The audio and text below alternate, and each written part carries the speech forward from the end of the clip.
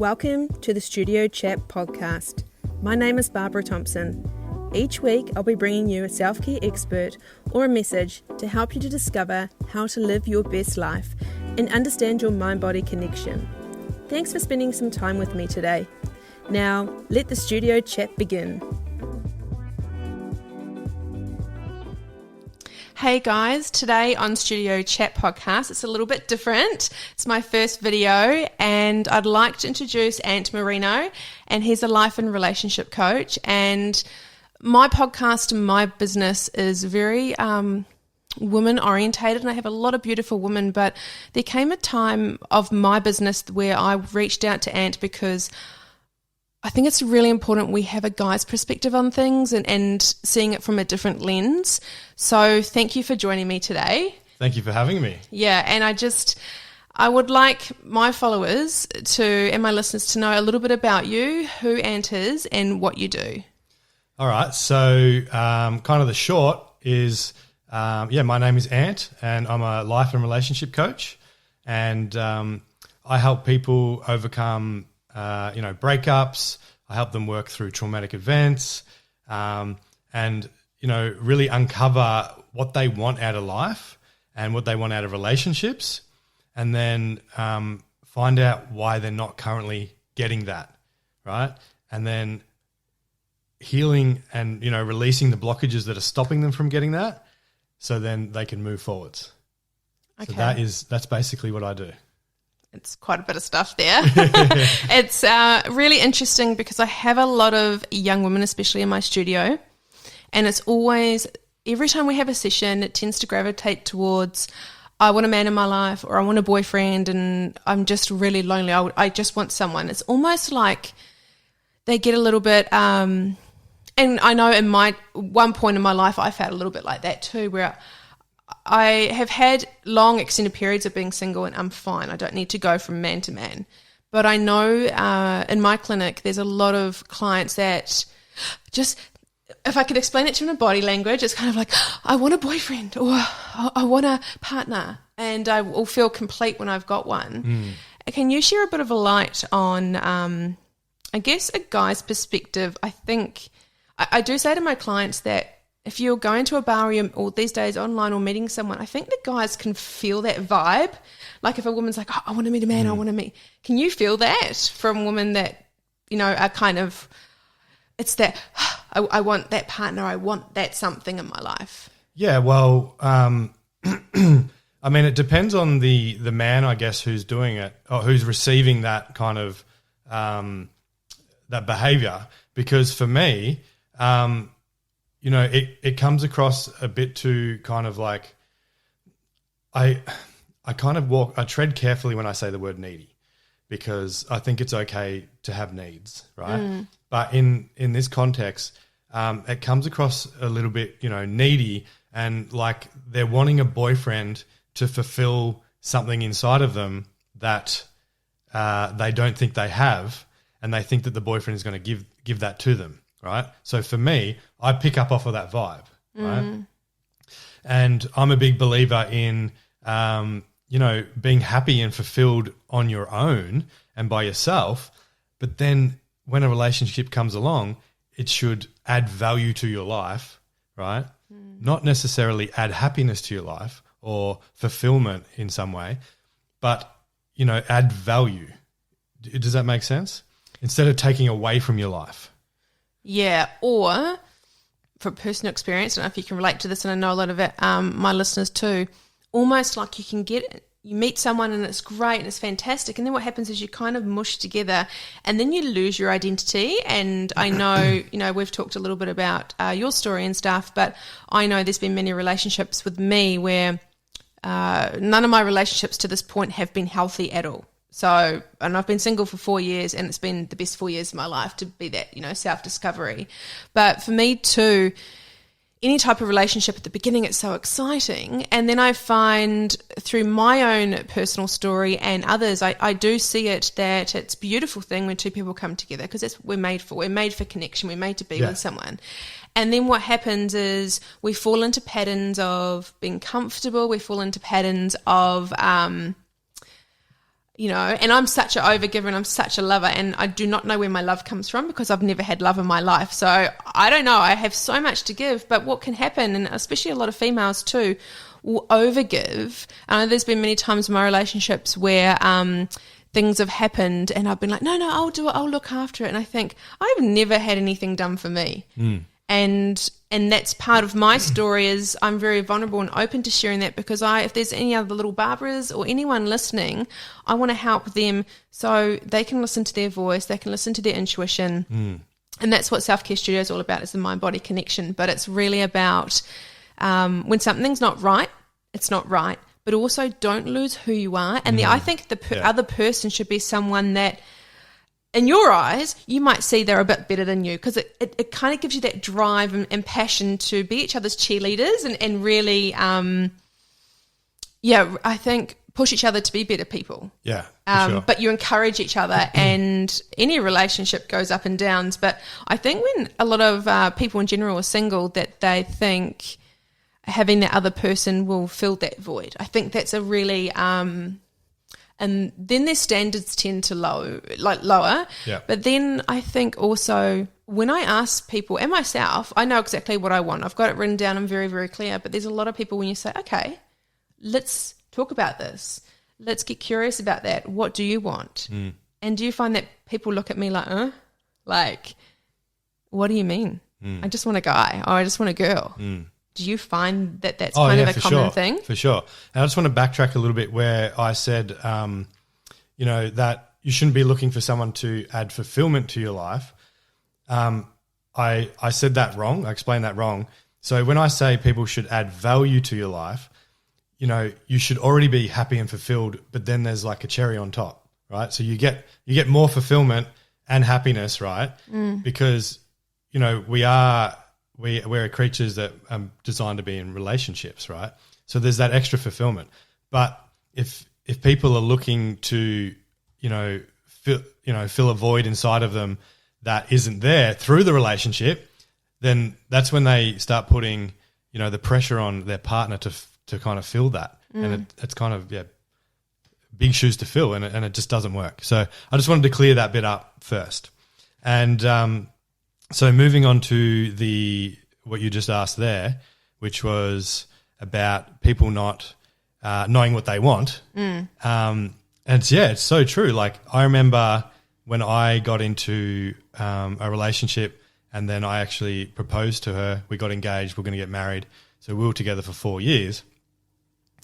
I didn't really know what I wanted, and I was never taught how to, really decipher for what I wanted in a relationship or anything like that. And I just thought that I had to, this was my belief that I had to be married at 28 and have kids by 28, right? So in order to do that, I had to start being with a woman, around 24, at least be with them for, a good couple of years before getting engaged, and then, getting married in a year's time or whatever it might be, and then having kids a year down the track, right? So because I had that belief that I had to do that, I just picked the next person, right? Oh, okay. Which is, it's probably sounds harsh, right? But I thought I was falling in love with her, right? Which I probably was, but at the same time, we didn't match. We weren't aligned. And to bring it back to the question, so many people don't know what they want. They don't have a list of non-negotiables, right? They don't know what their, ideal partner looks like, or, how they get treated by their ideal partner, but most importantly, how do they feel around that person, right? Yeah. Because I'm not too sure how you felt around your past relationships. Like, have you felt safe? Have you felt seen? Have you felt heard, understood? Nope. Or have you felt belittled? Do you feel like you're walking on eggshells? Yes. Do you feel like you have to be smaller than them and you can't shine bright? Yeah. Right? Do you feel unsafe? Yep. Right? Yeah. So I think it's important that we also put that in our categories of, what we want in a person, right? And you've already mentioned it, with me coming here today, that you feel safe, right, to be yourself. Yeah. And that's what a relationship should be.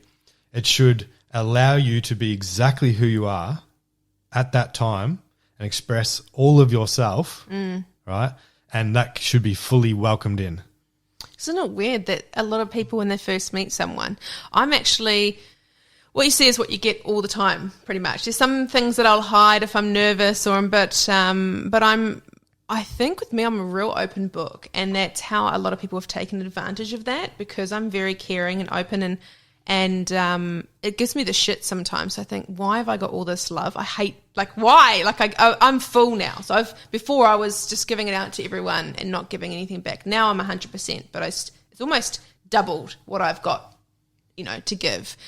But I just think for people out there, whether they're in a relationship or they're single, it should be almost like a yearly conversation. Like, how we do our goals and stuff. You should be sitting down with your partner or your husband or your wife or whatever. But then if you're single, sitting down with yourself, okay, what do I want to manifest, or what does this person look like? What do they do? How, you've got to have that. You've got to be same but different. That's kind of how I explain it. Is you need to be, you can't be exactly the same person, because that's not going to work. But yeah, you are right in saying that you've got to be vulnerable, you've got to be yourself, because a lot of people, when you're in a toxic relationship, I find that especially I tell you what, I got my gold star in that, is you meet someone and they pull it on thick. Like they, and especially when you have had not very nice men your whole life, you go, oh my God, so the last partner I had he had his own business. He was the same age as me. Like, it was just completely different to what I've ever had. He would take me out for dinner, and I know, people watching this or listening to this are going to be like, oh, Barbara, I'm okay. But never been taken out for dinner. Never, the only time flowers would come into the house would be if he cheated on me. Well, I didn't know about that at the time, but there was never, I'm such a gift. I'm like all the love languages. Like, I love everything, and it's just 100% for me, like on roids almost. Yeah. And for me, I just have never been treated well, never got any gifts. So when I met this new partner, whoever it was, for that first week, they'd be really laid on thick. And I was like, I had no self-awareness, I had no boundaries, and it's really sad, but it's okay, because this is why I'm here, to help other people, so they don't have to go through the pain and the danger. My life was in danger at one point. It was, and I'm a smart, intelligent girl. I got my head screwed on, and I'm a good kid, and it's heartbreaking sometimes to think, fuck, why can't I find that person? But I've never, in my whole life, I've never been in that desperation need. I've always somehow got my own back, and I'll be like, okay, it'll be my time one day, and when it does, look out, it's going to be amazing. Yeah. But I think just be careful that when you haven't done the work on yourself and you aren't really aware of yourself, there are people that will take advantage. But also, in that it's called love bombing, and I didn't know any of these terms until I healed myself. And love bombing obviously is when they come in thick, and they actually all say the same thing. So I constantly got, you're the most beautiful woman I've ever met. Well, that's nice. That goes down really well. I've never met anyone like you before. I've always wanted someone like you. Then it goes into pretty soon on, oh, I can really see you being the mother of my child or getting married and stuff. And it's always after a few drinks and stuff. But all these relationships, I really want you to be aware that when you meet someone, that's the best they're ever going to be most of the time, Normal, healthy relationships can get better, and as you get into that deeper connection, the love grows. But for the toxic surface level love, how they show up that first time, that first week, that first month, it's never going to get any better. And a lot of people hang on in that relationship for years. I did for years and years and years, because and it'll be literally, guys, it'll be that one time that, oh, they took me away on a 3-day weekend and they did this and it was so great and it was so romantic.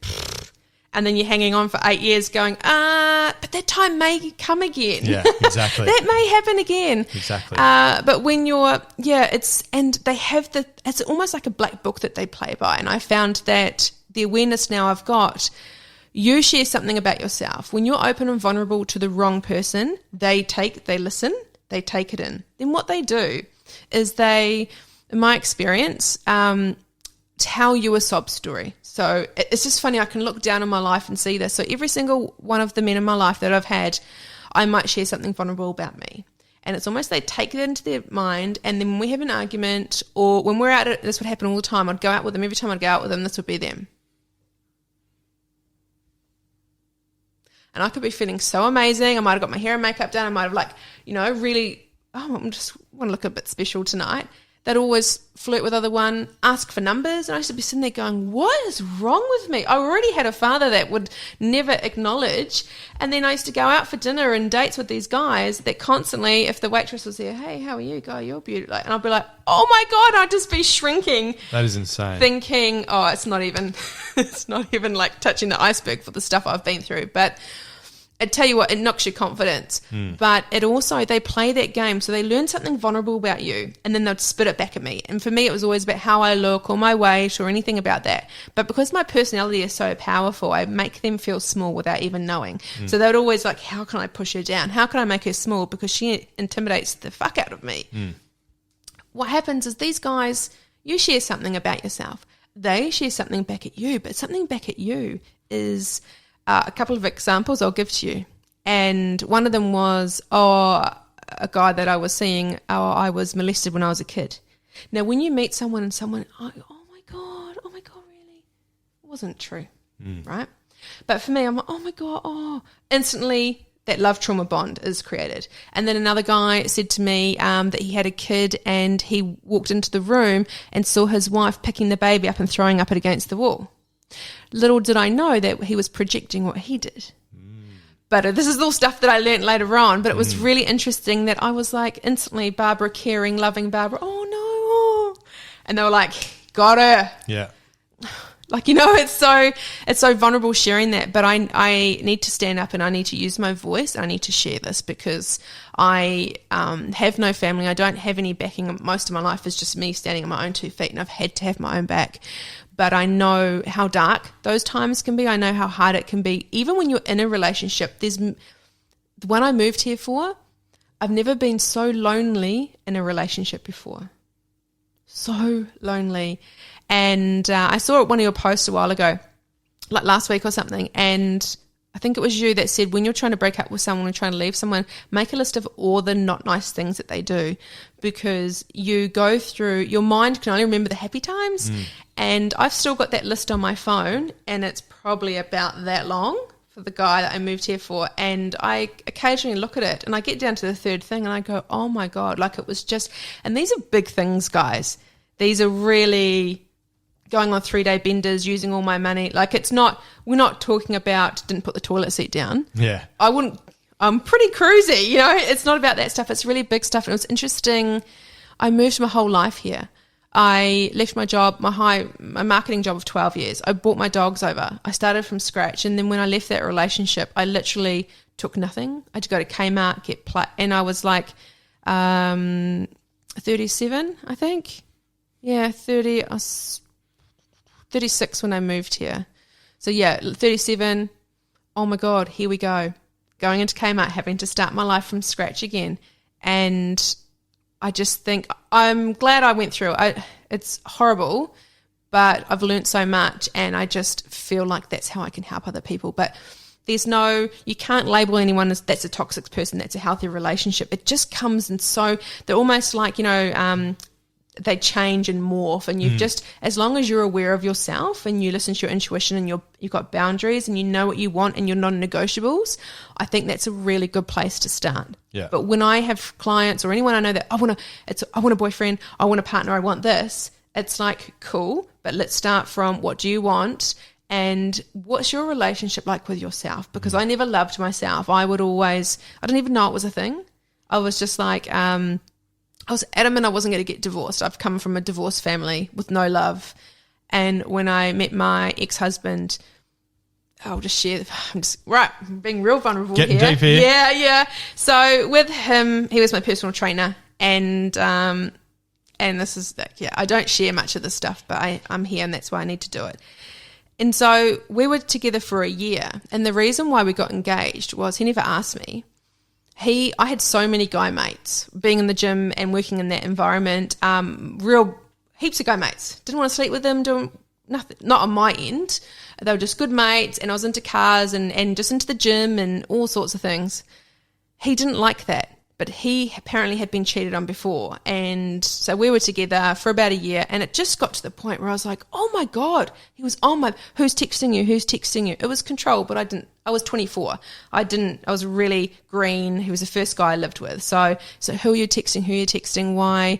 What is this all about? And then slowly I made him feel so uncomfortable. I was like, well, shatters my heart even saying this. I was like, well, do you not like me being friends with him? He's like, no. So I chose him. I put him first, and I dropped all my guy mates and dropped some of my girlfriends too because he didn't like them for him. After a year, we were having fights after fights. Bit of a red flag.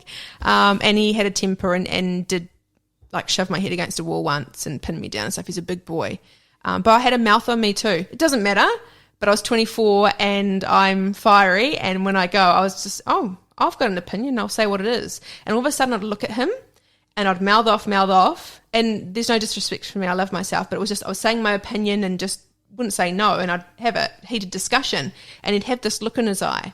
And when that look in his eye changed, I knew to shut my mouth. And I was with him for 8 years. That was only a year in. Right.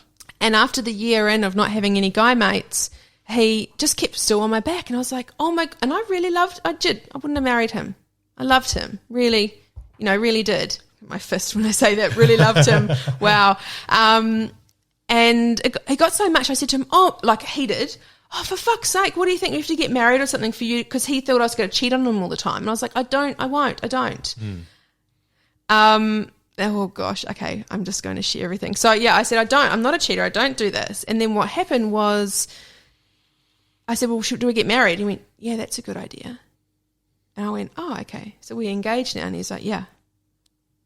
Yeah, right. And then so, because he didn't have any money, so, oh my gosh, this is why we're here. We drove down to the jewellers, and guess who bought the engagement ring? Oh, yourselves? Mm-hmm. Guess who bought the wedding ring? Yourself? Mm-hmm. Guess who paid for the wedding? Yourself? Mm-hmm. There was no romance ever from that moment. From about 3 or 4 years in, nothing, if you get my drift, happened. I just didn't want him to touch or didn't want any. And he always said to me, you're the most unsexual person I've ever met. And anyone that couldn't be further from the truth. And it's just so interesting how that all played out. And I'm telling you, this is very vulnerable stuff I'm just about to share. My close friends and family know this. I don't really say this out loud, but I'm going to. So how I left him, didn't do it the right way. I believe in respect. I'm a respectful person. But what had happened is I had buried how unhappy I was for so long. I'm probably talking 2.5 years. And I worked 7 a.m. till probably 10 at night, work all the time. I was very good at it. I was rebranding a whole company, and at the same time I was rebranding a whole nationwide company in New Zealand that became number 1 when I rebranded them. Did that. At the same time the company was turning 80, and it was a family-owned business. It was a big deal. I was also planning a party for 250 people by myself. I didn't have my marketing. I had a couple of girls in my marketing team then, but I was doing it all. Because I was running away from home. I didn't even want to, but I had no idea. I was so unhappy. I'm a social person. I love going out for meals, meeting people, talking to people. He had no friends. He'd go to the gym, would be at home all weekend. I was dying inside, but I didn't know that. And every New Year's, I remember, because we were together for 8 years, every New Year's, probably started year 2, I'd be crying every New Year's because he'd be asleep on the couch and I'd be like, oh my God, I'm so lonely. Like pulling my eyes out going, Happy New Year, Babs, let's do it again. I had buried it so much that on the 80th birthday party night, it was a bit of a Barbara show, as in like everyone was doing speeches and thanking me, and I got flowers, and was centre of attention that night, which was really nice. Wasn't nice that I've always drunk and stuff and enjoy it and have a good time, but I wrote myself off even before the event started to champagne. And there was a guy that I worked with, woof whistled when I walked in, and I was like, oh yeah, he was paying me attention, wasn't he? A lot older than me. My ex-husband was a bodybuilder, had no friends, would never go out. This dude, 15 years older than me, bare gut, tats, heavily smoked, had the alcoholic shakes. I went from one end to the other.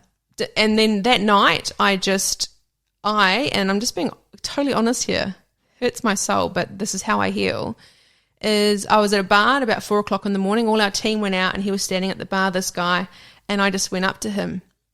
I said, I really like you. And he's, I really like you. Oh my God. He was like, holy hell, this girl's like 15 years younger than me. Sweet.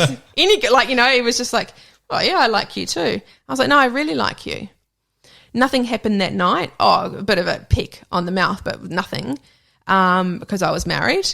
And then that moment I packed up my stuff and left and stayed at a friend's house. And then about a week later, I ended up in a relationship with that guy that I worked with and just left my ex-husband. And he was like, who is it? I'm going to like kill them. And he probably would have. And then what happened, that all died down. And then I went back to him and was just honest and said, this is what's happened. I just kissed him. Nothing happened. But obviously after that, it did happen. So yeah, we did get together. And then I met my ex-husband and told him everything. And I was like, so I actually want to, why would I say this? I was like, it's all my fault and I'm sorry and I want to make this work. And he turned around and said, oh, there's this lady at the gym that he was managing a gym. She's asked me out. I think I want to be with her. And I was like, wow, okay, cool. And this was only a short amount of time. I was like, okay, cool. Wow. We crashed and burned. Then when I got the divorce papers 3 years later, this was really somewhere up there showing me that, yes, I didn't go about it the right way, but I had buried it so deep. Like I'm so embarrassed sharing this because I've been cheated on so many times that I kissed a guy and I was married, and that's a hard thing. I'll always find that uncomfortable to say out loud because I feel like it really, it's a pride thing for me and it's a respect thing, and I feel dirty because I did that. But it's just how I had buried it that I just didn't know. And it was the drink that got it up so much. And I instigated. I said to the guy, I really like you. And I was gunning for it. Once I have a thing in my mind, I go for it. Right. Nothing can stop me. You could probably put a massive red Barbara no. And people will be laughing at this because my assistant, who's a really tiny, beautiful girl, she pull me into the toilets because she saw me brushing his hand or something. Like everyone saw. Obviously, when you're drinking, you don't realise. And she pulled me into the toilets and got me by the throat and actually put me up on the wall and said, what the fuck do you think you're doing? Now, at this stage, my ex-husband and I were the dream couple. Everyone thought that we were just, you see those couples that do everything together and they're so amazing and everyone's jealous of us. Mm-hmm. That was us on the outside. And then when she said that, no one knew that he hit me. No one knew that he pinned me down. No one knew that he had a very bad temper. And I had already automatically gone, I don't want to have children with him. Like I didn't want to sleep with him, didn't want to touch him, but I hadn't even recognised that. And so when she pulled me aside in that toilet and said, beautiful girl to do that, what the fuck do you think you're doing? You're married. And I said, I don't want to have to tell you this, but I don't love blah, blah anymore. My ex-husband, he's did this to me, did this. And she went, oh my, I had no, like, she was like, wow, why did I have to say that to, you know what I mean? Like, it was just so hard because on the outside, everyone thought we were just so amazing. And I was with a guy that I had that first argument with him. I'll never forget it. And I'm a strong girl, but he was just a lot stronger. And it was that roid rage, which is so true. And he just got my head and literally went, poof, smashed against the wall. And as that happened, the little kid in me, I cried and ran down the road in the middle of the road. Don't know where I was going. Like I literally cried. I could see the little Barbara. I cried and ran down the road, and there were some things that were running into my head. Oh my God, I'm that woman. Oh my God, I'm that girl. I never thought that would be me. And I composed myself and I came back. And I think it was about a year later, and a year later we moved house. We had another heated argument. This time he grabbed me by the shirt, picked me around, flung me on the ground, and he was like right here. And I was like, fuck. Okay, here we go. Well, I don't know what's going to happen. And he pulled away. I pulled him aside and said, I'm not doing this anymore. You either go get help or we're over. And he actually enrolled himself into an anger management course and did all that stuff. But I was done. But I didn't realise that was how disconnected I was to my body and my heart and my brain. I just kept going. And he was a pushover. As in, like, I want a man that, like, no, Barbara, you can't do that. Like, I was like, I have a way that I try sometimes, and it's interesting. It came up a little bit today that I'll do a little flirty thing, or I'll say something, and then I'm like, oh, I'm not getting my own way. But with him, like, it was a beautiful nature. I wouldn't have married him. Like, there were some good things, but I want a man. I want someone that can challenge me and get curious with me and be like, well, what do you think about this? There were no deeper meaningfuls. I want big things in my life. I want to drive. I want to have an amazing life. I want to have fun. I want to have all this stuff. I don't want to be 9 to 5, do the same route, get the kids. I want fun. And I've always born to be, that. And that's just where I found, he was just not that man for me. But that was really hard, is you can just, and when I got divorced, and I remember, you guys won't believe this, I was in the car and I rung him, and he left me with a lot of debt. A lot, and wouldn't pay it. And I rung him, and I've still got so Thompson's my married name, it's not my maiden name. And I kept his name. This is me, still right to the bitter end. I rung him and said, I'm just about to go into the court to sign the divorce papers. You need to put your hand on the Bible and stuff. And I said, are you okay if I keep your name? What the heck?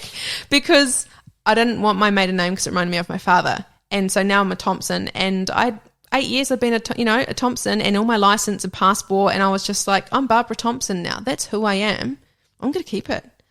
And so I said to him, I was going to keep it anyway, but I said, do you mind if I keep it? And he was like, no, it's okay. And then he said, Barbs, I've got something to tell you. I said, what? So I think he's married. He took your last name. No. No. So he said to me, this was what I mean when someone from out there was giving me the sign that I did the right thing. Didn't go about it the right way, but he said to me, his wife, whatever now, they've got 2 kids, but at that time she was pregnant, and he said, you know how I did that thing with you? And I said, yeah. And he said, I did it to her, and she was pregnant, and I pinned her up against the wall. And then he said, you know how I cooled down after? He goes, I rang the police, and I stayed in the cell that night, and then she lost the baby like a couple of weeks later. And that was me going, okay, that's time. Like, okay, that's over. And that's why I didn't want to be with him. It was like someone was showing me, like, this is what your life would have been like. So that was a bit of, a blessing in disguise. But still to this day, it's very hard for me to talk about. I feel very, like I said, just pride. And I feel hurt in myself that I did it deceiving, just like me. You're an adult. If you don't like someone anymore, you say, and you move on. But it was just so buried, and I had no self-awareness that's how I went about it. Yeah. Yeah. Awesome. So how do you feel about sharing that now? I've talked about it a few times, like not on a scale like this. I've got a few big stories like that. But, yeah, it'll always it just is what it is. And I am who I am, and I know I'm a good person, so people can judge whatever. But until you're in those shoes, and I do believe in real love. I do believe in when you find the right person, you'll just know and you'll click, and it's just easy. Which, after everything I've been through, you would think that I just would give up. Or I'm surprised I'm not a narcissist. So because I got good knowledge of it. But yeah, sharing that's great, because life isn't like, I'm 42 this year, and I never thought I would be living in Australia, have my own business, and I'm glad that where I'm at in life. But you put a number to a thing, and I just would never have thought that I would be here. But I'm glad I'm here because I'm doing things my way. Yeah. And I knew not to have a family with certain people. There was a time where I thought about having a kid because it might make the relationship better. But because I have such a fractured and not a healthy relationship with my father, I know that if I ever do meet a man, I want him to be a man. So my kid doesn't have to go through what I've been through. I'll never pass it on to my child. So, and people are like, do you know how many people say to me, do it on your own. Do it on your own. And I'm like, I have no family support, and it's a village takes to raise a kid. It's my choice. But there's so many people saying to me, you're too old now, or all their beliefs. And it's just such I guess all their insecurities that they're putting onto me. And I'm like, no, I'm cool, because when it happens, it will happen, and that's life. Exactly. Yeah. So, yeah, that was just interesting. So and I had no idea what I wanted This guy didn't even need to try hard. Like, I basically gave it to all of them on a platter, like, far out. They were pretty lucky. I look back now and think, yeah, I just had no boundaries and no, I don't know, I was just so loving and so giving, and I just wanted love back. And every single, apart from my ex-husband, the 3 or 4 relationships I've had, serious ones after him, have all cheated on me. And it hasn't just been one woman. It's been 2 or 3. On one occasion, a guy did a threesome. And it's always those things that everyone knew about it and no one told me. And it was so hard. I knew deep down, but that was kind of my midlife crisis, where I was drinking every night. Like, we were all working together, but drinking and doing all sorts of things every single night. It was I was basically living I didn't get early 20s. So I was basically doing my early 20s in my early 30s. So it was good. I had fun, but it came with things, you know. You get yourself into these situations.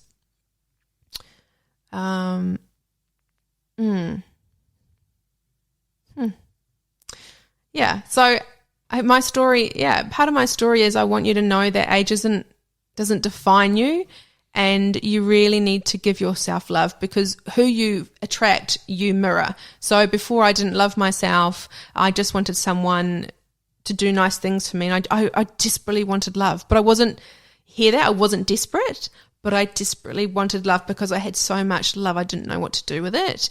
And guys never come up to me, never talk to me. I'd always be mates with them.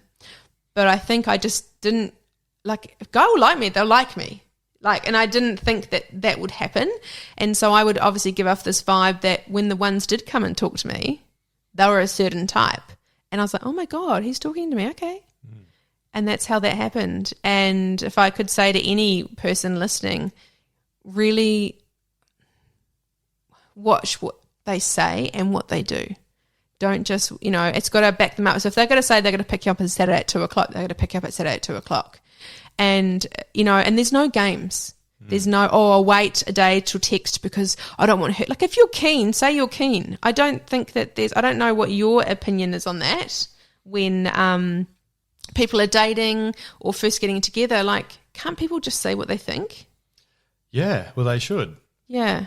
But, especially for men, been taught that,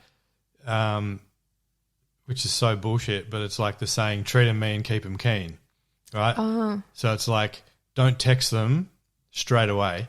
Wait a couple of hours or wait a day to reply. So it looks like you have a busy life and that you're this thing that they need to chase after, which is just so bullshit. And it's just complete manipulation tactics. And to be honest, the woman that will actually go for that will be somebody that's insecure in herself, right? So for me, as a secure man now that has high self-worth, right? I'm just gonna put it out there. Who I am, what things that that I want, and I'm gonna if I see a message, I'm gonna write back to it. I'm not gonna play a freaking stupid game, right? Like, I think that a secure woman is going to find that attractive too, right? If it's an insecure person and they haven't done the healing work, they get a little bit like, like, why is he so full on? Why is he telling me his needs? Like, he feels needy in that regards, right? Remember we were talking about needy before? He feels needy, right? But the thing is, you should be able to express what you want and your needs, right? So, like, if I'm dating for a relationship and I'm on a dating app and I'm talking to somebody and then, we're getting along really well, I'm going to say, hey, what are you looking for?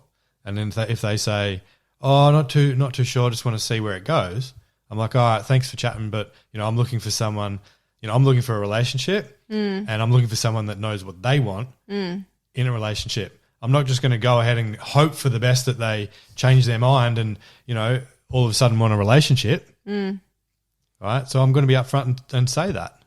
Why? Because this is your business, right? This is why I've got you on. For a guy's perspective on life and relationships.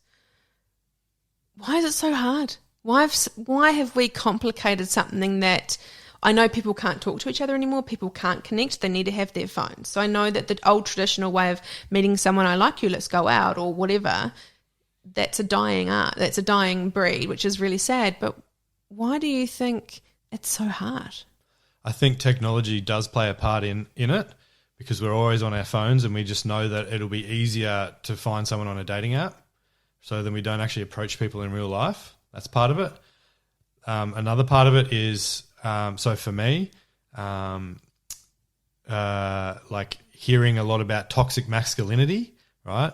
I was worried about actually going after what I wanted, which is actually true masculinity, not toxic masculinity. Can you explain what toxic what that is? Well, toxic masculinity would be going after, pursuing a girl but doing it in a manipulative way. Okay. Right? That's toxic. But if you go after a woman and, you ask her out or you walk up to her in the street and you say, hey, like, I've thought you were cute. Like, are you single? If so, would you like to go on a date with me? Right. And then grab her number. Right. That's, healed or true masculinity or divine masculinity. Right. So yeah, I think because I was so scared about being a toxic masculine person, I never actually stepped into my divine masculine and went for things, right? So I was worried, and, it still happens to me sometimes if I want to approach a woman, right? I'm scared that I'm going to actually disrupt her life. So I think, and this has come from, social media as well, a lot of women putting out there like, oh, look at this creep, like this creep came up to me in the gym and friggin' started talking to me, blah, blah, blah, blah. So I'm scared of like looking like a creep. I'm scared of, being like I don't know what the word is, but like stuffing their day up in some way, like, interrupting their life in some way. So I don't do that. I don't approach because I'm scared of that. Scared of hurting their feelings, scared of looking like a creep, all that kind of thing. Yeah. And what's another one? People are just scared of rejection, That's natural though. That's a natural thing. Yeah. And I think that comes part of, and women can ask guys out too. I don't think there's anything wrong with 100%, that. 100%. But I think, I don't know why it's so hard with people. Obviously, it's a multi-million-dollar business. People have books and stuff and make a good career out of it. But if you like someone, just go for it. I don't understand why people play games but you've really got to know who you are first. I think that's what I've learnt in my life is get to love yourself, get to know who you are, because then you'll attract likes. Yeah. Yeah. Well, yeah, and another reason why I probably wouldn't approach somebody like prior to actually, doing my personal development work and my relational healing work is because of such low self-worth, right? I didn't know who I was and I didn't know what value I could bring to somebody else's life, right? I was like petrified about having a conversation. Like, what are we going to talk about? I used to be a diesel mechanic and I was worried that they would just picture me as, just a grubby grease monkey, right? So I was always like worried about telling people about my job because they would, think that I'm just some, peasant or something, and then they would stop liking me. But it's just all stories in your head when it's actually not true, right? Yeah. But I do think that now, going on a personal development journey and healing my relational wounds and all that kind of thing, it is actually giving me more value to bring to a conversation, right? Because when you're not into this stuff and you don't talk about health and wellness and healing and self-love and self-worth and all that kind of stuff, you usually just talk about sport, how your day was, maybe your goals if you think, if you think about goals and plan your life a little bit, or you talk about, some bullshit that your friends are going through. Or people just use their kids as a like I don't have kids, but I would just keep going. Like a lot of people, their lives stop. And I see a lot of mums, especially after that first year of having a kid, first 1, 5, and then about teenage years. So mums come in about 3 different stages into my studio. Year 1, they're so depleted and just stuffed. And, you know, your life doesn't have to stop when you become a parent. And yes, your child needs to be you know, the center of your universe a little bit, but a lot of people losing themselves. So you can be a better parent and then a better wife or a better partner if you put more into yourself, speaking from experience, and you can give more out. Yeah. So I noticed that a lot of my clients are really new mums and have just totally lost themselves, or had this fantasy that life would be different, or this fantasy that they need to look better now. So many of them I see, and they've had a baby 6 months ago or 4 months ago. I look at them and go, oh my God, your body's just done 1 million marathons. You need to rest. There's cultures around the world that everyone does everything for the mum for like that first 6 months. Like, why are you running around and doing all the things? So everyone is that constant. They talk about the kids because they don't have to talk about themselves. Yeah. But then when their kid gets to teenage years, they come and see me and are like broken, a shell of a person. I don't know who I am anymore. And because they've been with their husband or their partner for so long, well, I've got to stay with them for the kids. And you just see that whole self-love that they just is so deep. They don't know who they are. They've used, it's almost like a Band-Aid approach where they have a child and then that everything in their life that they never got, they put into the child. So that little person can't be themselves to start with. So I'll see that person in about 20 years in my counselling clinic. And then, you know, that little person, and then the mum's just organising everything and they just don't, who are you? We had a women's circle not long ago in the studio and the question was asked, well, who are you? Not a mum, not a friend, not a sister. Who are you? And you just can't answer that because you don't take the time to sit with yourself. And even if you have little people in your life, that's, you know, you're their carer, but, you know, you can care for them better and then you're a role model for them. So don't forget that the more time you put into yourself and know who you are, that little person's looking at everything you say and everything you do. So you're role model, you know, you're being a role model for them. Yeah. And I just think it's so important to be a role model for the little people in your life as well. 100%. Yeah. 100%.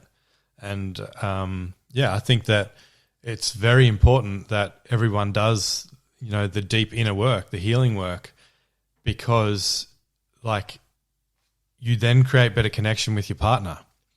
And then that shows your kid how a relationship should look like. Right? That was Maisie, by the way, guys. You know that. Yeah, exactly. Yeah. It shows that like you can have a healthy relationship because we're only, you know, the relationships that most people get into are only what we see mirrored, you know, from our parents. We're never taught about relationships verbally by our parents and neither at school, right? The thing that we desire the most is the same thing that we have the most trouble with, and that is human connection, right? And it's not freaking taught in schools. And if your parents don't know how to have a healthy, you know, relationship, you can't expect them to teach you, right? So then you come along into the dating world, into the relationship world, and you're just going to look like it's like automatic. You look for people that you see that your parents are into. Correct. Or maybe something's happened in your life and you've already had a bit of an awakening and you're like, I don't want to fucking, you know, be what my parents are or go through what my parents are. And then you look for alternative ways. And then, you know, if you have that awakening, you're probably listening to podcasts and watching YouTubes on relationships and, you know, about spirituality and consciousness and all that kind of thing. So you start to go down a different path. And from experience, I did the same thing. Like I just did what I thought I had to do. And part of that was actually giving myself away in order to you know, to stay in the relationship, to keep love in my life, right? So I thought like I had to do what she wanted. I had to do, you know, I had to fit into her life. I couldn't go and do the things that I wanted to do in the world because then I would lose the relationship and then I would lose love, right?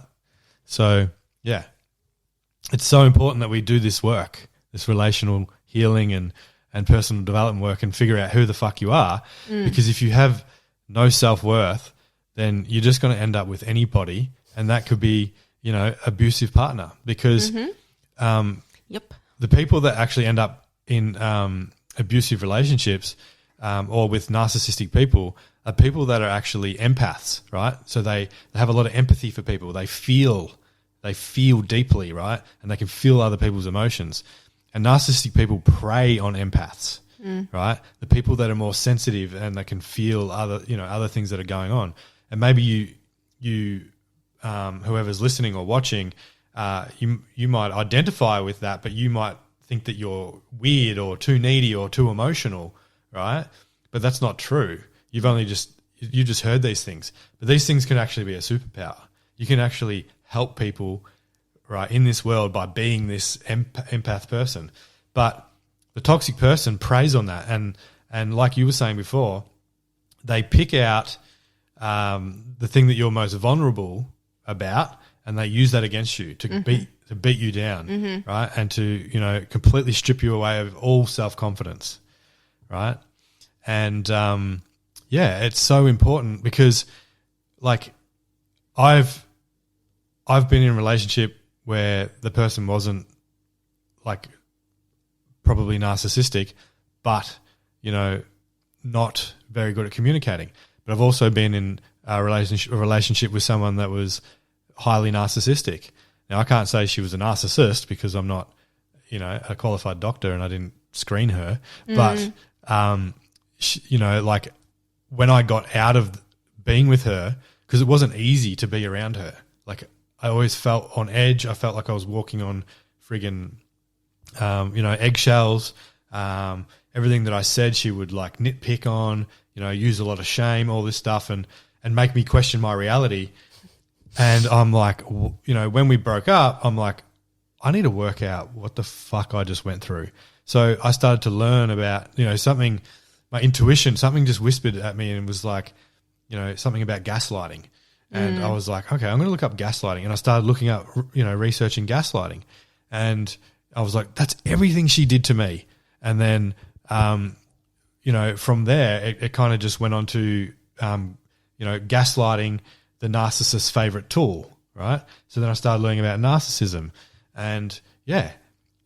But the reason I got into that relationship, because it's so easy just to, like, say, like, point the finger and go, like, oh, they're a fucking narcissist and they're toxic and blah, blah, blah. But the thing is, and I know people are hurting, so it's easy to do that. But, you know, you get your power back when you flip that around and go, why was I attracted to that?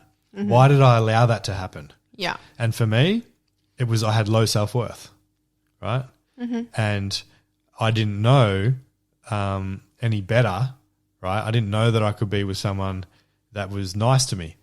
Yeah, and she just would just emotionally beating me down and, you know, just treating me like shit, talking to me like shit, and it was all to manipulate, right? And I, you know, if that started happening, I'd be able to pick it up like that, right? And it would be over probably in 2 weeks. Like if I was dating someone, right? If I was talking to them over text message or over the phone calls, I'd probably be able to pick it up straight away now. Yeah. You know what I mean? Yeah. And, yeah, like I think it's so important that, first of all, we do the healing work on ourselves so we know our self-worth, right? So we don't get attracted to people like that or people don't, you know, try and prey on us, but also to learn about the characteristic traits of narcissistic people. So then you can spot it, right? You can see the red flags. And then your self-worth comes in and goes, no, motherfucker, you ain't having part of this, right? Yeah. And when your self-worth is that strong, the word no, right, doesn't make you feel uncomfortable. Not at all. It is a superpower. Yeah. And they all use the same playbook. And when I discovered it, because a lot of people could be watching this or listening to this thinking, oh my God, how do people like you, Barbara or Ant, like get into those relationships? I don't understand.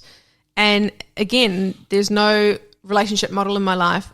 And to give you a story of how bad it can be and how much you can be gaslit so much, that I was with that guy that I left my husband for, and he was seeing 3 or 4 women behind my back. I felt it in my intuition. I'd see it. I'd go to his house and there'd be, everyone's going to be like, oh my God. I'd go to his house and there'd be fake tan on the sheets, and I hadn't put fake tan on that day, and I'd walk in and we'd jump into bed and be like, what is this? And he'd get so angry at me. Just fucking get into bed. Just shut up. Shut up. Barbara, me now, I probably would have knocked him out and said, see you later. But the Barbara then was like, oh, I don't want to cause trouble. Am I going crazy? I'm going crazy. And then I'd look at the bedside table and there would be a lipstick glass with lipstick on it. Like he didn't hide it from me. And he'd be like, like he would just get so angry. And I was like, oh, I didn't want to disturb the peace. I wasn't in love with him. Yeah. No way. Yeah. It was just a relationship because I just really hated myself. I was really down on myself, and my self-esteem and self-worth had always been really low, but that was at its lowest because I was also carrying the breakdown of my marriage on my shoulders too. That I was the bad person when that all came out. It was me. It was all my fault because I didn't decide to share what my relationship was with my ex-husband. I kept that all to myself. So I was the bad person. I was the disgust, oh, how dare you? What a cow, you did that to him. And I kept that on my shoulders. I didn't share with anyone why should I have to go into that? I just wore that, but that wore me down. And that's what I mean. People can listen to this and go, oh my God, why don't you just walk away from it? Or how could you be treated so badly? And yeah, that's what happens is if you've never seen it before, you just repeat those things. And to the point where an anxiety and panic attack saved my life. So when you say that you listen to your intuition, the start of my growth and my learning was I was out with the last partner that I was with, and we worked together and we were having coffee. And again, like all the men that I've been with, will not give my foot. So on my list, one of my non-negotiables is when I talk to the guy, he's got to give me his full attention. He's not going to be looking at everyone else around him. So this guy was hitting up the waitress big time. And all of a sudden something overtook my body. And because he could read my body language really well, I was trying to hide it. And I was sitting at this table. I was, oh my God, I can't breathe. Oh my God, he's watching me. Barbara, oh, what the hell? Okay, I think I need to go into a white padded room. I'm losing my shit. Like, I couldn't breathe. And he was watching me and he was getting off on it. But I was like, what is happening? And then I went back home that night. And then over the course of that time, there was another time when we were going out to a party, and you know how sometimes when guys are in front of you, behind you, and they put their hand on the small of your back to push you, like just gently kind of nudge you out the door. He put his hand on my lower back, and I felt this shock of electricity go through my body, and a voice was like, danger, danger, danger. And so all that time through that relationship, which was only 6 months, my intuition saved my life because I wouldn't be here today. And that's what started my journey of everything that I'd been through. That was the final, like the universe kept, Barbs, oh my God, this woman is still not getting our signs. We keep sending these guys for her to have a lesson after. Not that I've had hundreds, guys. I'm not that girl. So, not that I was like, next. I'm not like that. But the ones that I have had every time were very similar but got worse. So I started it off, it was almost like a staircase, worse. And the final one was just absolutely a nutcracker, very dangerous. My life was in danger. And that's what I mean. My body saved me.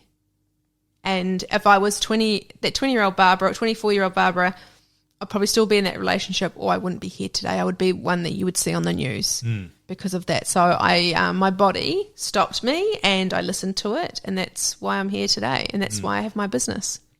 Yeah, and I'm a big believer in, we all have our own individual journey or, life path or whatever.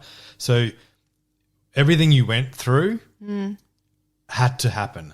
Like for you to get to where you are now and to have self-care studio, right, you had to go through all that stuff. Yeah. As shitty as it is, and if somebody's going through it right now, nobody wants to hear, oh, this is happening for a reason, right? Nobody wants to fucking hear that shit because it hurts so much. Yeah. Right? And it's like, why me? Why me? But at the end of the day, if you can get to a place, it doesn't have to be straight away because I don't believe in something called positive bypassing, when something happens to you and you're like, oh no, you know what? There's going to be a silver lining to this, and you know, I'm going through this for a reason. It's like, no, this shitty fucking thing just happened to me. I'm going to feel the emotions that are involved in this, right? And I'm going to release it, and then I'm going to overcome it, and then I'm going to see the lesson, right? So you went through all this shit, and you know, you've gotten lessons out of it. And just because you didn't get it the first time, that's okay. And you didn't get it the second time, that's okay. You didn't get it the third time, that's okay. And the fourth time, that's okay. Fifth time, you got it. Oh, hopefully, yeah. I'll let you know. Yeah, right? Yeah. So, and, you know, some people might get it the first time. You got it the fifth time. It doesn't matter. We've all got our own journey. And when we can let go of this, like, oh, fucking, you know, when you're comparing yourself to people, like, oh my God, like she's like learning all this stuff, and I'm just like, I'm not. I'm just a slow learner. It's like, no, like we're all different, right? You'll learn it when you're ready to learn it. You'll get a boyfriend when you're ready to get a boyfriend, right? You will get married when it's all ready, right? So yeah, I think it's so important that people just like let go of that, and also have that mentality of this, you know, this will, like, once I get through this, I'm going to see a lesson, and it's going to teach me something. Oh yeah, I just want to add something in quickly too. It's just because you're a certain age, or all your friends, you know, everyone, your groups go through different stages. So it might be in your 20s, everyone gets engaged and they all get married, and then they all have their 30ths and they all have their kids and all that stuff. All my friends' kids are almost at high school now, so and it doesn't bother me. It bothers other people more than it bothers me. But I just want people to know that if you're the one in your group that doesn't have the kid, or you're the one in the group that doesn't have a partner, your time is coming, but you just need to hang in there and, you know, put yourself first, and you'll find that right person. Like, if I can believe and trust that it's out there, you can absolutely do that. Exactly. But I think there's a lot of, and I too, at some point in my life, I'm human. And I'm not a jealous person at all. But I know there's been times in my life, you know, I reflect every now and then. I just sit there and think, oh my gosh, like I chose my life and it's been my decision. But it is hard sometimes when you look at other people, and you never know what goes on behind closed doors. But, you know, everyone that I know has been in long-term marriages, and they've got their, you know, I've never had a family, and that's all I want is a family and just that cool little unit, like a best friend to hang out with. And you see other people do it, and you can't not help think, is there something wrong with me? Because everyone else has it, and you can get caught up in that if you're not careful, as you're in that whole group, and when one gets engaged and the other one gets engaged, and then everyone's trying to get the bigger ring, and then, oh, how much did you spend on your wedding? And the wedding, and then the honeymoon, and then the kids, and then what does the baby's room look like, and what does the house look like? And you're like, oh my God, guys, like, do the inner work, that stuff will come. But I just know if there's someone listening there that's lonely, and that, you know, reach out to any of us, that if you're listening to this and this resonates, like message me or Ant, or just talk to us, because we'll talk to you. We know what it's like to feel lonely, but people can be in, like I said before, people can be in relationships and feel really lonely. So just because you see a happy relationship doesn't mean they're happy. Exactly. Doesn't mean that they don't feel lonely and lost inside. Yeah. 100%. And, you know, like I was there too, you know, like thinking like, oh, I've got to be married. Like I said before, I've got to be married and have kids at 28. I'm 34 now. Spring chicken. Right? Yeah. But I've done so much shit. Like, so I've actually been single since we broke up. And, well, apart from a couple of girls that I dated, but like, yeah, I've been single since then, which is 7 years, right? Maybe 8. I can never remember. But that's a good thing. Yeah, it's not something I think about all the time. He gets his little black book out, guys. He's like, hang on, I've been single for so many hours, so many minutes. Yeah, exactly. But, you know, like I've done so much shit in the last 7 years, and I've loved it, and I haven't really been looking for a relationship. Like every now and again I have like been looking for a girlfriend, but a lot of those times were like when I was comparing myself to other people, like, oh, look at them, you know, they've got a house and kids and blah, blah, blah, and, you know, oh, I want that. And yeah, I do want that, but like, do I want that because of what I'm seeing and I feel like I'm missing out? or do I want it because deep down that's what I want, right? And at that time, it was because, you know, I was comparing my life, right? Yeah. And yeah, like thinking about like at 28, I thought I was going to be old and going to have kids and be married, right? I'm now 34. I feel young, and I'd be happy if I don't have kids until I'm 40. Yeah. Do you know what I mean? Yeah. Like I'm okay with that. It doesn't need to happen in the next 4 years. And, you know, any women listening to this might be like, oh, yeah, but that's okay for you to say because, you know, all your shit still works up until that age. Right? And, yeah, true, but also I've seen women that are very healthy women have kids while they're 42 and 43, right? But that is because they are meditating every day. They are eating healthy. They are going to the gym. They have a great relationship because, like, you can be eating healthy and going to the gym and all that and, like, look healthy, but if your relationship isn't healthy, like, you're fucking dead inside and you have, like, a ton of inflammation, and that's what causes disease and, you know, all this other stuff, and also probably won't help get you pregnant. But if you heal your trauma and then you have a great relationship and you're 42, you know, like there's a better chance of you getting pregnant than if you're in a shitty relationship. And stress. And so with hormones, the biggest thing obviously with my clients, so I do the nutrition with my clients and hormone work with my clients, and so many infertility issues. And guys, if you take the inflammation down, you actually cut out dairy, wheat, gluten. It's not forever, but they're the biggest inflammation markers. You take out stress in your life, you're happy, you meditate, you journal, whatever. Like, all that stuff won't work for everyone, but you find your thing. And then a baby will not be brought into this world. You will not fall pregnant if our bodies are made to fight or flight. And if you are trying to conceive and you've got a stressful job, or you're not happy, or you're eating too many inflammatory foods. And this is something that I can tell I'm really passionate about, is most people start off they're nutrient deficient. yeah, Most people in this world are deficient in a lot of nutrients, and then they're trying to have a kid and get pregnant. And so what happens is your body will not take what it needs to do to conceive, because it's not going to bring a baby into a world that your body feels like it's running from a tiger all the time. exactly. It's really simple stuff. Yeah. And I know people have fertility issues, and I don't want to Minimize. No, not at all. But I'm at that point in my life where I'm starting to really I've always looked after myself, always. And that's, I guess, a good thing about always caring about how you look like on the outside, is you do take care of yourself. But now, you know, going down, seeing a naturopath, and I'm just, you know, clearing up all the insides and all the inflammation.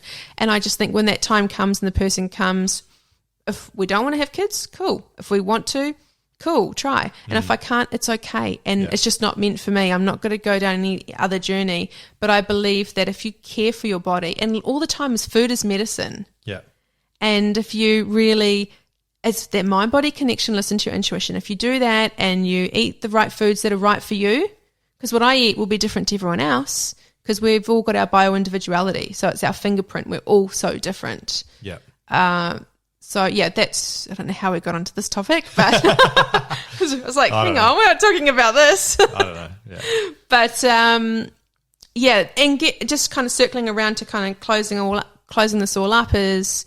listen to your gut, listen to your intuition, and trust. I never trusted. I always felt something, always thought of something, and I always would discount, Barbara, you're being silly. So why didn't you trust? Because what would I know?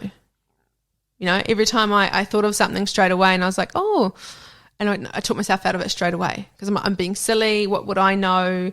But looking back up until this point, I was always right. So where did you learn kind of that behavior? To dismiss what I thought? Yeah. Well, I saw that obviously with my father being very controlling of my mother, and my mother not having a voice. So that's what I would have picked up. But also, you've just met me, but I can talk a lot. And that's something I'm a talker. And that's something that my parents didn't like, and I'd always have to shut up. Shh, you talk too much, you're too loud, you're too much.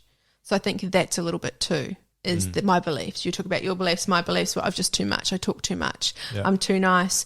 I have to be small Yeah. because I make other people feel uncomfortable. When I walk into a room, people stare, they look, or I open my mouth and they listen, and it'll go one or two ways. I can pull people in, and people really listen to everything I say, which for what I do now is awesome.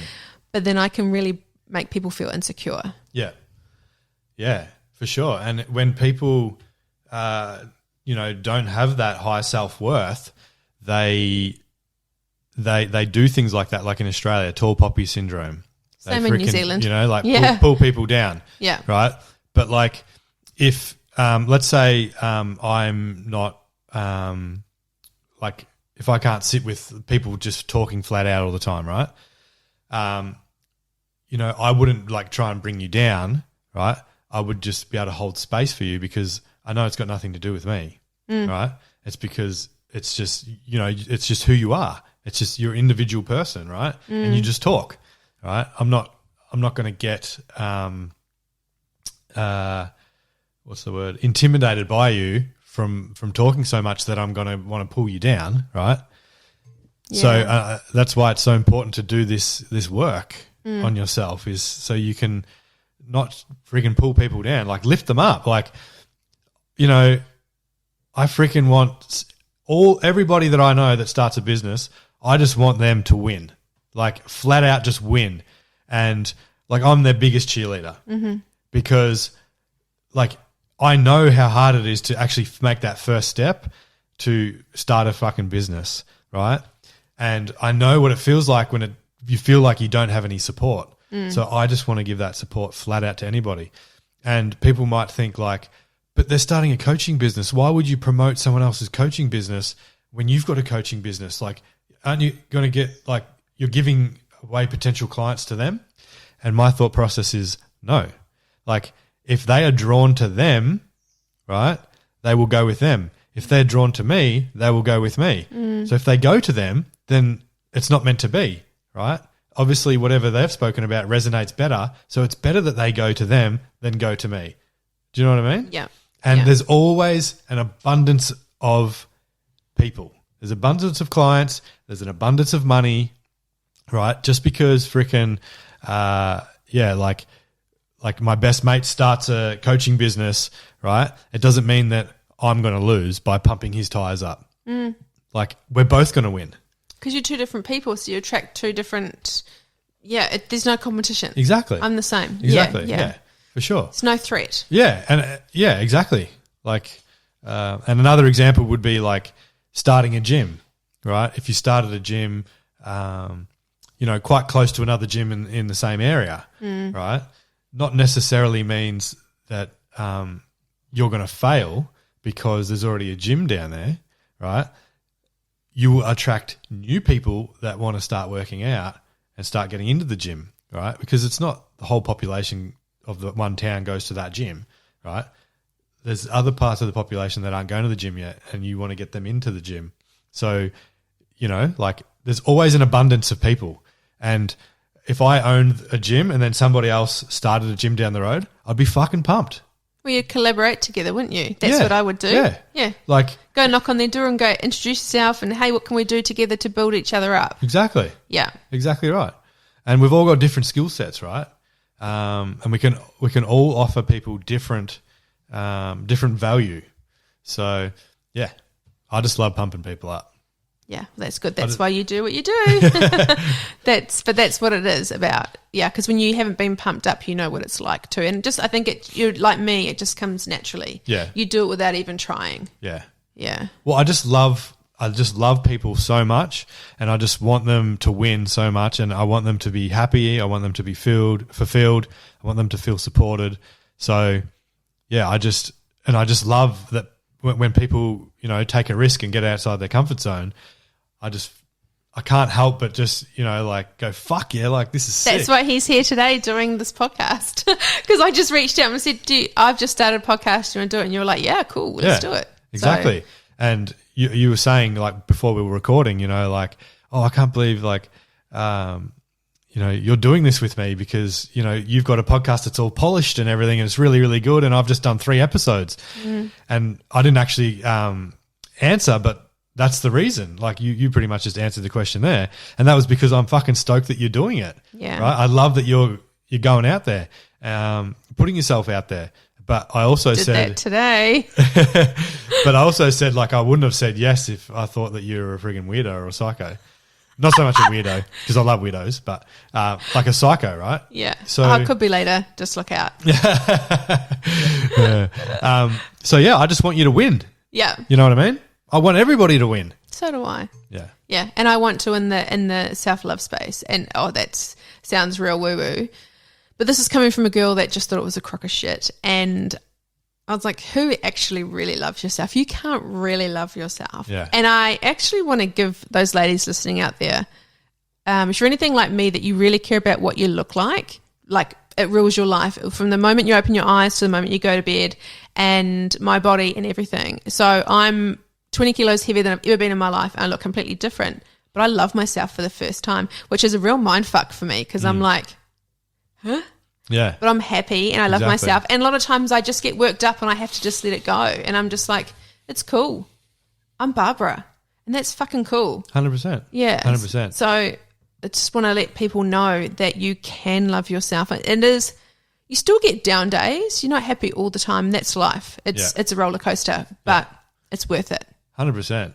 And it's a weird concept, right? And it takes a bit for people to get their head around because, like for me anyway, growing up, someone would act a certain way and they'll be like, oh, he fucking loves himself. He loves himself so much.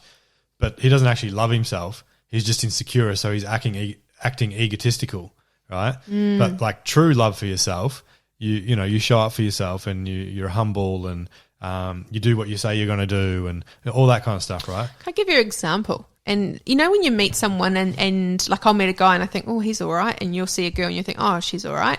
And you see them and you think, gosh, they're all right. And then when they start talking and they share their personality, instantly they are ugly. Yeah.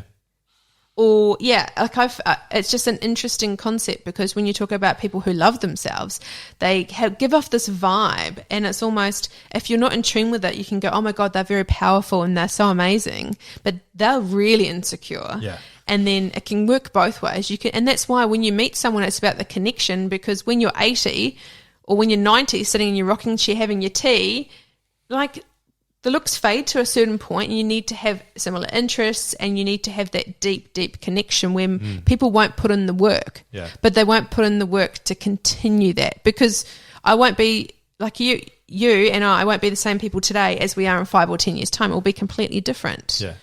And you've got to be able to work through that. Yeah, for sure. Yeah. And people ask, is looks important? And I think yes, at the start, because you need to be attracted to that person.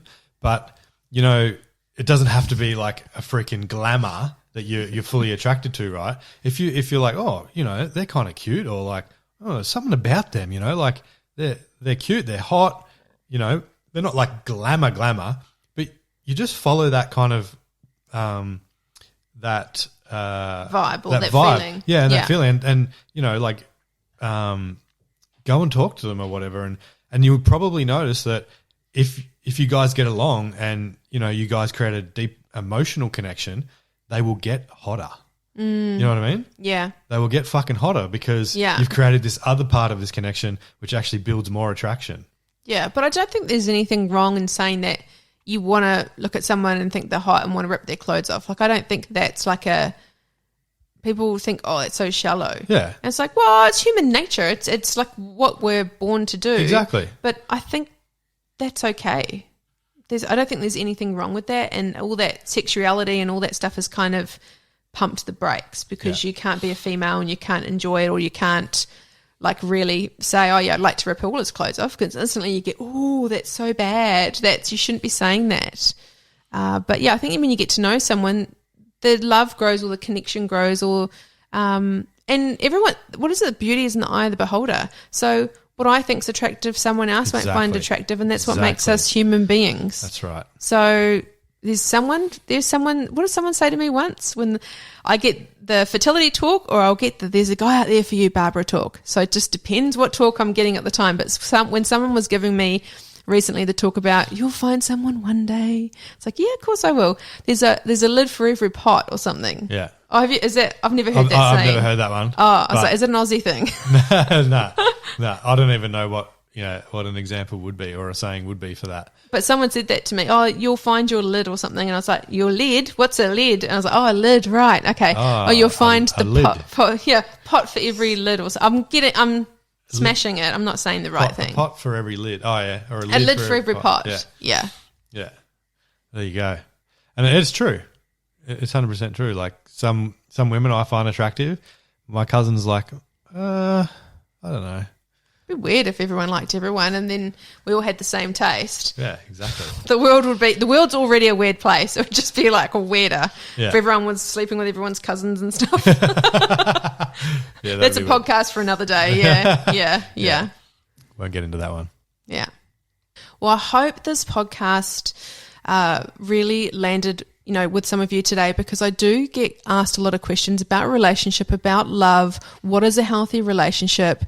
What is a toxic relationship? And so, I think thank you for joining me today, Ant, because it was really good to hear. They always hear me talking all the time, and it's my perspective, but it's really great to hear from a male's perspective and someone that has done the work themselves too and is a positive influence in other people's lives. Yeah. And, so guys, if you want to check them out, do you want to let them know where they can find you? Yeah, for sure. So, appreciate being on the show and or on the the studio, a studio chat podcast. So if you want to learn more about me, you can head over to my Instagram, which is at Ant Marino 1. So it's AntMarino and then the number 1. So I'm on there a lot. And if you want to reach out to me, you do it through there as well. That's totally fine. I answer all my DMs unless it's, I don't know, some freak that writes something about I have 69 children underneath my basement or something like that. But I answer all my DMs. And if you want to check out my Facebook, I've got a business page for my Facebook, which is Ant Marino Coaching, and recently just started a TikTok, which is Ant Marino Coaching too, if that's what you're interested in. But it's pretty much the same stuff on Instagram as it is TikTok. And I mean, we could have sat here and spoken about a lot more things and gone into a lot more depth because there's so much to do with relationships and that. But if you do have any questions, please, ask your questions through Instagram, or if you're on TikTok, I'm going to be doing live Q&As during the day, and one in the day, one at night, to answer anybody's questions. If there you go. That's something into, but I also want to do live Instagram, so you will be able to ask questions somewhere. Yeah, and because I have a lot of listeners in New Zealand and Australia, so obviously you do worldwide, so it doesn't matter if someone's in New Zealand listening to this, they can exactly check you out. Yeah, that's it. And if you want to sign up to my programs and do one-on-one coaching with me, and you want to learn more about yourself and learn how to attain self-worth and more confidence and overcome heartbreak, all that kind of thing, we can have a conversation about that. Just have a friendly chat. So you can book in with me. Just send me a DM on Instagram, and we can book in a friendly chat to talk about how that would work and what that would look like, and if we're best suited for each other to do the work together. So when people come to you, is it a 12-week program, or is it you meet someone and whatever their goals are, you work out a program just for them? Like, how does that work? Yeah, so it's all individualized for the person that, whatever they're going through. But I do packages. So I do 3 months, 6 months, and 12 months coaching. Okay. Yeah, so the 3 months is like 7 sessions, 6 is 14, and 12 is 28 sessions. Right. Yeah. Yeah.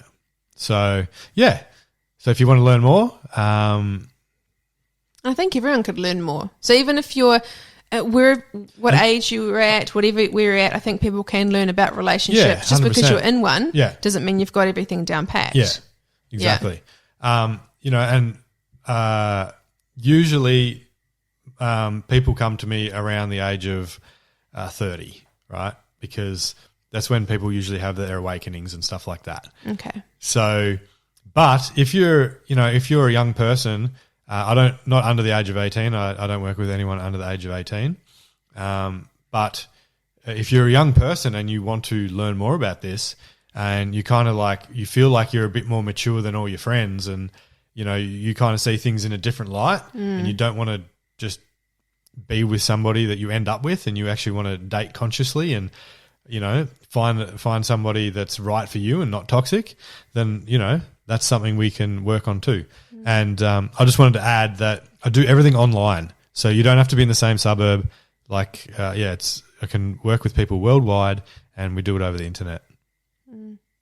And that's cool. So, yeah, definitely check them out. And I think for ladies or guys, if you're a guy that's listening to this podcast, that's pretty cool too.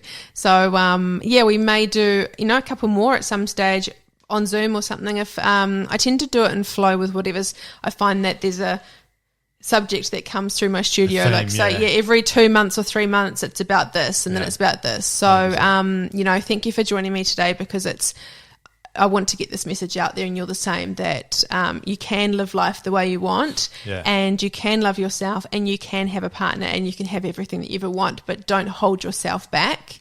Have whatever you want. Yeah. And there's great coaches like Ant out there that can, help you, put you in the right direction, that actually will help you. There's some coaches out there that say they want to help you but don't help you. He's got my seal of approval that he's all right. So you definitely go check him out, and you've got all my details. So self_care_studio, and I'm really active on DMs and stuff as well. And if you have any questions, big or small, I can definitely help you. And I have online sessions as well as in-studio sessions in the Illawarra in New South Wales. So thanks again for joining me today. And it's been thank you for having me. A good learning discovery for me doing a freaking video. And I've got all the gear. I've got a microphone. I've got a mixer.